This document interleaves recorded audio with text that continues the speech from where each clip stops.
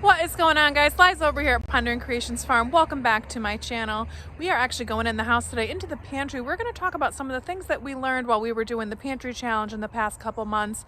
So we're going to go in there and do a tour of the canning pantry.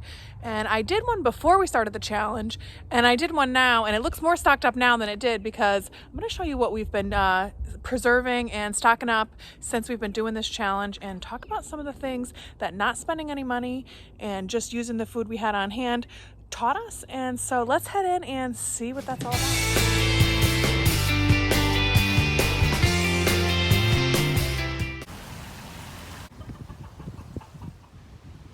We have been homesteading for 4 years now, and recently we've been doing the pantry challenge with the Three Rivers Homestead and a bunch of the other homesteaders on YouTube, and it's using up what you have canned for the season.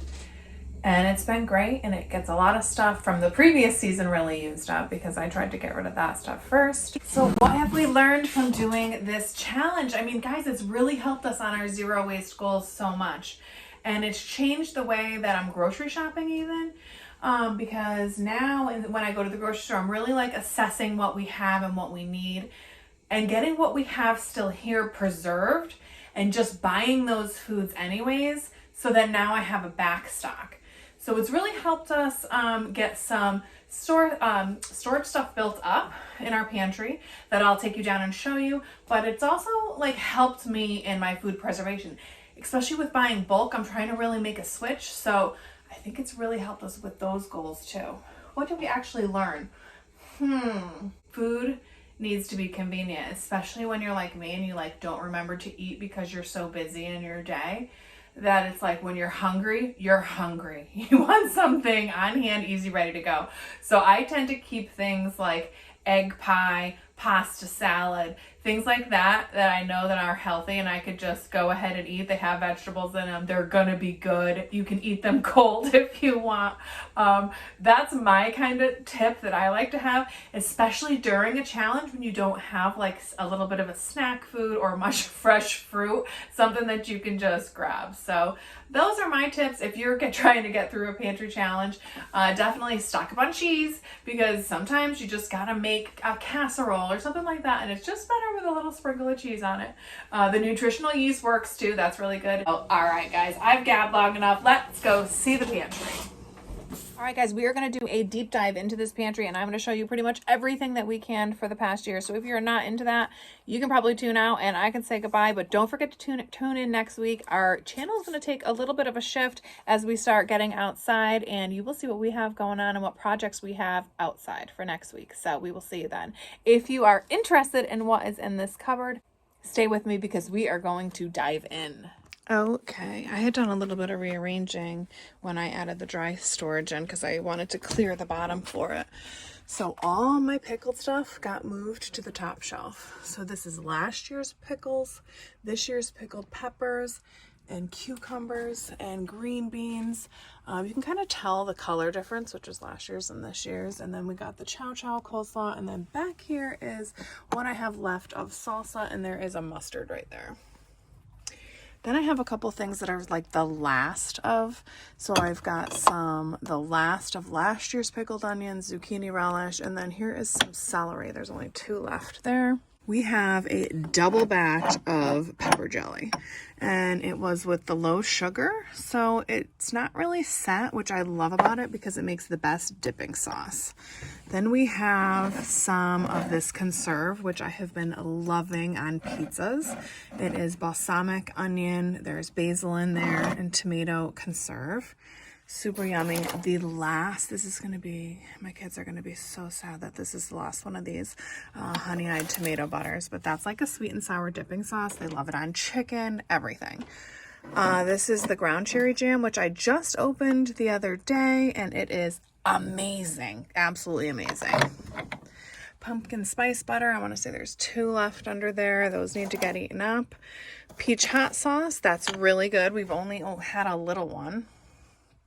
Then there is strawberry jam. We've got pineapple and zucchini, which I have been using up in baking. We've been doing the blueberry breads, and they are so good. This is an apple pectin sugar that we made. Then down here we start apple sauces and apple scrap and apple pie filling.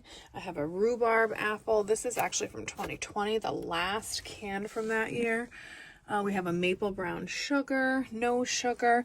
This is an onion soup that I just added. We've got corn cob syrup that we used one jar of, and it actually was really good. I don't know what recipe we were calling for. It needed a corn syrup, but we were able to use that. This is one of the last of our blueberry jams. There's like 2 of those left. We've got our mixed berry syrup, which has elderberries and stuff in it. And even though it's canned, it has still some good medicinal qualities. This is some plain carrots that we did not like. They're very mushy. I can make baby food out of them, or I can use them in baking, which is why I put them over here. Then up to here, these are some juices that we canned since we've been on the challenge. I didn't want them to go to waste, and I was headed to the grocery store, so I just canned them up, which is a great trick for stocking your pantry. Just use what you have before you go to the grocery store, and because I know we love kiwi strawberry juice, a lot of times I'm looking for a flavor just to go in my soda stream. So I just open up one of these, and that's like 6 sodas. So it's sometimes just nice to have some flavor change. And then the OJ, I'm not sure my kids are actually going to drink this, but sometimes I look for this for like marinades or salad dressings, things of that nature. So I'm excited for that. We've got some tomato hot sauce, which we've only used one of, and it is super hot. It's going to be great for like enchiladas. I kind of wish we spent a little more time on it developing the flavor, but I don't mind doing it in small batches as it comes out anyways. This ghost pepper sauce, this is kind of like all the hot sauces back here, the Tobago. They're all really, really good. And I'm still buying hot sauce, but I mean, we have so much we really just need to be using. It's more like Frank's Red Hot. My kids like love that. And that's the Tobago I tried to make like taste very similar. So, and then there is some buffalo chicken there that we need to still be using up. Then we've got the maple glazed carrots that we just made. I just did this batch. Look at the color difference between this, and this. Now this old one has half white onions. So obviously that's going to mute it down. But when you first do the purple onions, man, they are bright.